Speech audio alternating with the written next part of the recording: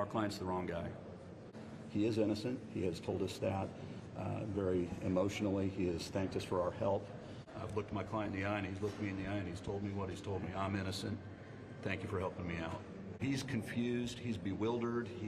Rick, you guys all call him Richard. He actually goes by Rick. Rick is bewildered. He's confused. He has no idea why this is going on. How can an innocent man be accused of a crime like this and have their life upended? You know, that's the kind of stuff that we've talked about. This has impacted Richard and his family tremendously. I mean, his wife is just a wonderful person, and she loves her husband. They've been married for over 30 years. They were basically high school sweethearts.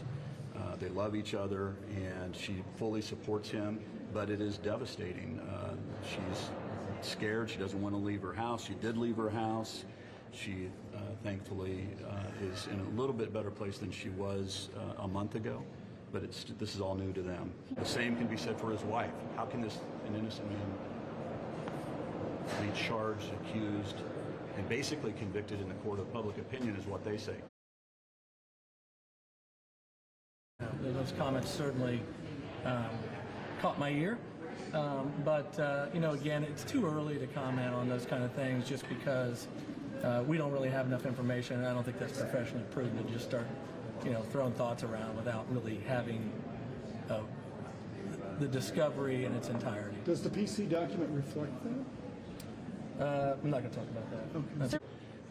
This whole business of the two people being involved, the conjecture from the prosecutor today was new information for us. I've been on this case, folks, for 6 days, so I don't know a whole lot. We have not seen the evidence, and you know, another person involved. I mean, that's new news. So that's not reflected in the PCA? Not the PCA that I read. I don't know what anything means, but this second person business, that there's another person involved. I think somebody I had heard something on a podcast. Somebody had told me that there's a podcast or a news article that says something about that. Then there was somebody, you mentioned the name of somebody, I don't know who. Kegan Kline. Kegan Kline. I mean, you may think I'm, you know, an attorney. How do I not know who Kegan Kline is? I've heard the name, but I don't know who Kegan Kline is. You know, I don't know if that might be the guy that did. I don't know. I don't know anything about anything. We have nothing to hide, and you know, transparency is important in government. It may be weird for defense lawyers, I suppose, to be arguing that we want things unsealed, but that's how confident we are in our client. That's how confident we are that the evidence contained in at least what's written in the probable cause affidavit is nothing for us to worry about.